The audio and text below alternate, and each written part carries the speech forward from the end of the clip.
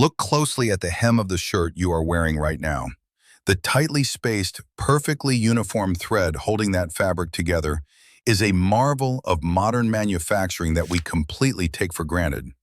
But every single one of those microscopic loops traces its lineage back to one of the most ruthless legal monopolies in industrial history.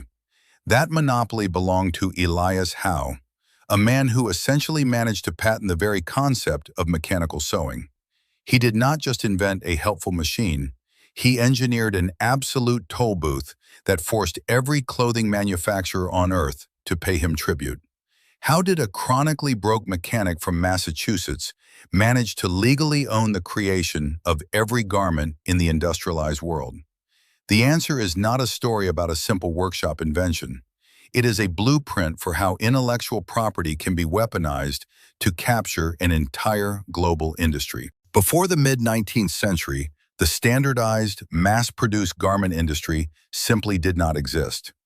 Every piece of clothing, from the coarsest work pants to the finest silk dresses, was sewn entirely by hand. A highly skilled seamstress working at top speed could produce perhaps 30 stitches in a single minute. The sheer physical limit of human hands meant that clothing remained incredibly expensive and labor-intensive. This was the world Elias Howe entered when he was born in 1819 in rural Massachusetts. As a young man, he apprenticed in the textile mills of Lowell, surrounded by the deafening roar of water-powered looms. Those mills had mechanized the weaving of cloth, but turning that cloth into clothing remained stubbornly manual. In 1837, a massive financial panic swept the country, shuttering the mills and leaving Howe unemployed. He eventually migrated to Boston, finding work in the shop of a master mechanic who built precision scientific instruments. It was in that Boston workshop in 1842 that Howe overheard a conversation that would alter the global economy. A wealthy client remarked that an absolute fortune awaited the man who could figure out how to invent a practical sewing machine. Howe, desperate to lift his growing family out of crushing poverty, became obsessed with the idea. His earliest attempts were total failures because he made the same mistake as every inventor before him. Howe tried to build a machine that perfectly mimicked the complex pulling and looping motions of a human arm. The wooden and metal prototypes jammed constantly, proving that mechanical hands were useless for fine textile work. To solve the problem, Howe had to completely abandon the mechanics of human anatomy and rethink the needle itself. The breakthrough came when he moved the eye of the needle away from the top and pushed it all the way down to the pointed tip. His original patent drawings clearly illustrate this grooved, eye-pointed needle driving the thread straight through the fabric. But pushing a thread through cloth is only half a stitch, because the thread will simply pull right back out without a locking mechanism. Howe engineered a small, boat-shaped shuttle carrying a second spool of thread that slid back and forth beneath the fabric. The original patent ledger details how this shuttle passed through the loop created by the needle, forming an unbreakable lock stitch. With his prototype finally working, Howe secured a United States patent in September of 1846. His machine could sew 250 stitches a minute, radically outperforming the fastest hand sewers in the world. He expected immediate wealth, assuming tailors and manufacturers would rush to buy his revolutionary device. Instead, the American garment industry completely rejected him. The machine was remarkably expensive to build, costing the equivalent of several months of wages for an average worker. Furthermore, established tailors viewed the device as a direct threat to their livelihood and aggressively refused to adopt it. Facing total financial ruin, Howe sent his brother to London, later in 1846, to find a more receptive market. An English corset manufacturer bought the British rights to the machine, prompting Howe to move his entire family across the Atlantic. But the British venture quickly devolved into bitter disputes over wages, design changes, and working conditions. By 1849, Howe was entirely destitute in a foreign country and unable to feed his family. He was forced to pawn his original patent papers and his prototype machine just to buy steerage tickets back to America. He returned to the United States with precisely half a dollar in his pocket, believing his invention was a complete failure. When Elias Howe stepped off the ship in New York in 1849, he discovered a completely transformed manufacturing landscape. While he had been starving in London, the American garment industry had suddenly mechanized. Storefronts were filled with the loud, rhythmic clattering of sewing machines. Howe examined these new machines and realized they were not independent inventions. Every single one of them utilized his grooved, eye-pointed needle and the underlying shuttle mechanism. Manufacturers had simply stolen his design while he was out of the country.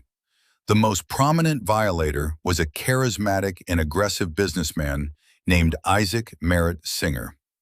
In 1850, Singer had patented his own sewing machine, which added a foot treadle and a vertical needle stroke. But Singer's machine still fundamentally relied on the exact lock-stitch process Howe had patented 4 years earlier.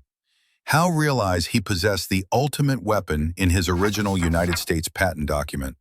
He convinced a wealthy backer to help him redeem his pawn prototype and patent papers from England.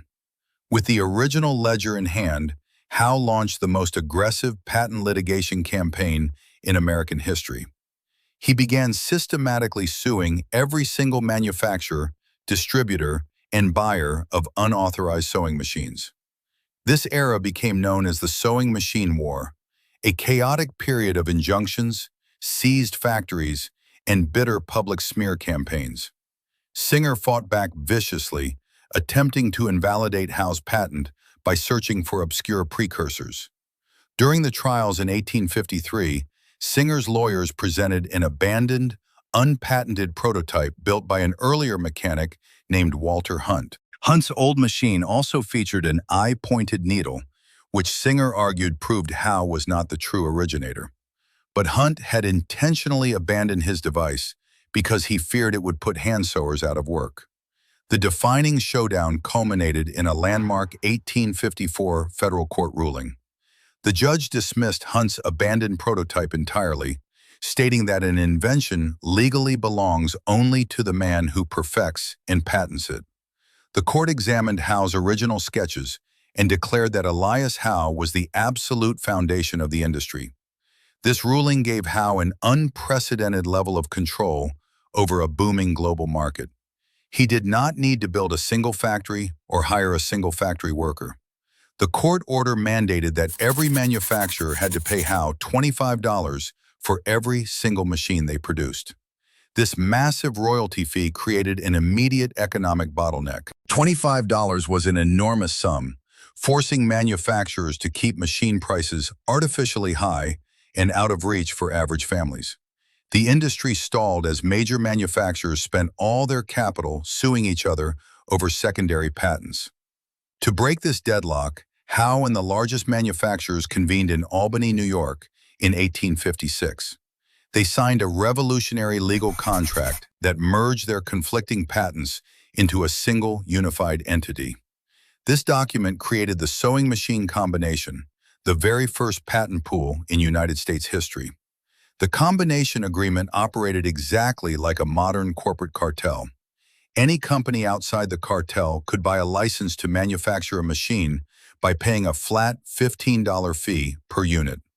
The cartel's ledger dictated that a massive $5 of every single license fee went directly into Elias Howe's personal bank account. Howe had successfully transformed his piece of paper into an inescapable industrial tax.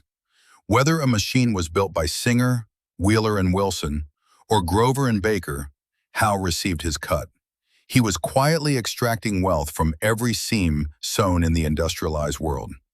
By the late 1850s, the combination had completely stabilized the market and production exploded. Factories were churning out over 100,000 sewing machines every single year. The uniform, mass-produced clothing required by this booming production forever altered how humanity dressed. The massive manufacturing output generated by the patent pool arrived at a critical juncture in American history. The nation was rapidly expanding westward, creating an insatiable demand for durable, standardized clothing. The sewing machine factories in the Northeast worked relentlessly to supply this vast new consumer base. When the Civil War erupted in 1861, the United States government faced an unprecedented logistical nightmare. The Union Army suddenly needed millions of uniforms, heavy canvas tents, and durable leather haversacks. Hand sewing could never have equipped a modern military force of that massive scale. The military procurement ledgers from the early 1860s show massive government contracts awarded exclusively to mechanized garment factories. These factories were completely reliant on machines licensed by the combination. This meant that the Union war effort itself was functionally dependent on Elias Howe's intellectual property. For every single uniform stitched for a Union soldier, Howe effectively collected a hidden royalty. His annual income surged to an astonishing $200,000, a staggering fortune for the mid-19th century. He used a portion of this immense wealth to personally equip an entire infantry regiment, ironically outfitting them with uniforms his own patent had taxed. But Howe's absolute control over this manufacturing empire had a strict legal expiration date. His foundational patent for the lock-stitch process was scheduled to expire in the autumn of 1867. Desperate to maintain his lucrative toll booth, Howe formally petitioned the United States Congress for a second extension of his patent rights. He argued that his early years of crushing poverty and the blatant theft of his design by rivals justified further compensation. However, the political tide had turned against him. Congress firmly rejected his petition, declaring that the inventor had been sufficiently rewarded. The Congressional Committee's final report stated that Howe had extracted millions of dollars from the public through his licensing fees. The report concluded that extending his monopoly any further would unjustly stifle technological innovation and harm the national economy. Elias Howe died in October of 1867, just weeks after his foundational patent finally expired. However, the expiration of his personal patent did not instantly break the power of the sewing machine combination. The cartel simply pivoted its legal strategy. They relied on a dense web of secondary patents covering the feed mechanisms and treadles to maintain their iron grip on manufacturing until 1877. The legal architecture Howe helped design proved far more durable than his original lock-stitch patent. While Howe and the cartel members amassed unprecedented corporate fortunes, the laborers operating the machines faced a grim new reality. The blinding speed of the sewing machine did not liberate garment workers from endless daily toil. Instead, factory owners immediately slashed the piece rate wages paid per garment. Because a worker could now produce 10 shirts in the time it used to take to sew one, owners demanded massive quotas just to earn a survival wage. This dynamic forced workers to sew at frantic, highly dangerous speeds in crowded, unventilated rooms. The brutal sweatshop system of the late 19th century was built directly on top of Howe's mechanical efficiency. Yet Howe's most enduring legacy was not merely mechanical, but structural. The 1856 combination agreement became the master blueprint for every corporate patent pool that followed. From the early automobile industry to modern smartphone manufacturing, corporations use this exact same legal architecture. They pool their patents to cross-license vital technologies while freezing out independent competitors with insurmountable licensing fees. Howe proved that owning the foundational concept and weaponizing the legal system is far more lucrative than building the final product. Every tightly wound thread in your clothing is a microscopic testament to this history. It is a reminder that the most powerful forces shaping our daily lives are rarely the physical machines themselves. Instead, they are the invisible legal structures that dictate who is allowed to build them and who gets paid. Do you believe Howe was entirely justified in taxing the entire industry because he solved the fundamental engineering puzzle? Or did his patent cartel ultimately exploit both manufacturers and the working class? Subscribe to our channel to uncover the hidden histories and legal architectures that silently control the modern world.